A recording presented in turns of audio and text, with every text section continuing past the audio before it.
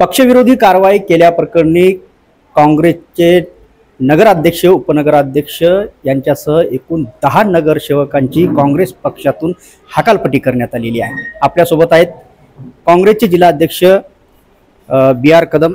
काय सांगाल, अर्धापूर नगर पंचायतीमध्ये 10 नगरसेवकांची आपण हकालपट्टी। मागच्या नगरपंचायत अर्धापूरमध्ये निवडणूक झाली त्यावेळेस काँग्रेसच्या निशाणीवर 10 नगरसेवक निवडून आले। त्याच्यामध्ये एक नगराध्यक्ष, एक उपाध्यक्ष, एक सभागृह नेता असे 3। या लोकांनी मागच्या लोकसभेला काँग्रेसच्या विरोधात काम केलं, भाजपाचं काम केलं।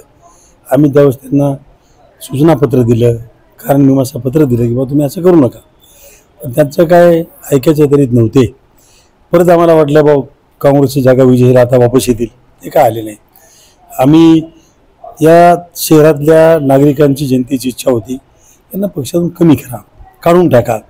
तशी आम्ही परवानगी मुंबईला आमच्या पटोले साहेबांना मागितली, आमच्या हायकमांडने परवानगी दिली, मला अधिकार दिले। त्या अधिकाराचा वापर करून आज मी एक नगराध्यक्ष, उपाध्यक्ष, सभागृह नेता आणि बाकी 7 सदस्य 10 लोकांना आम्ही आज पक्षातून कमी केलं, काढून टाकलं।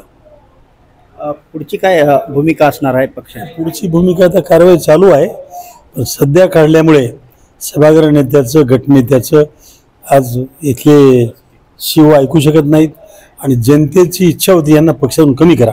त्यांनी काँग्रेसच्या पक्षाच्या निशाणीवर, काँग्रेसच्या नावावर अनेकदा 3-4दा निवडून आले, पक्षाचा फायदा घेतला, खुदेदारी केली, मोठे झाले, पक्षाच्या विरोधात कारवाई काम करत होते, त्यांना काढून टाकलं।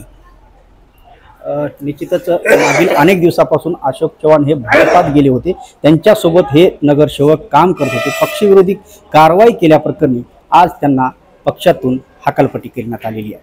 संजय सूर्यवंशी, साम टीव्ही न्यूज, अर्धापूर, नांदेड।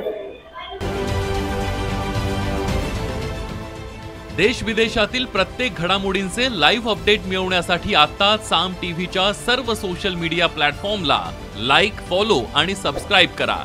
तसंच सर्व नोटिफिकेशनसाठी बेल आयकॉन प्रेस करायला विसरू नका।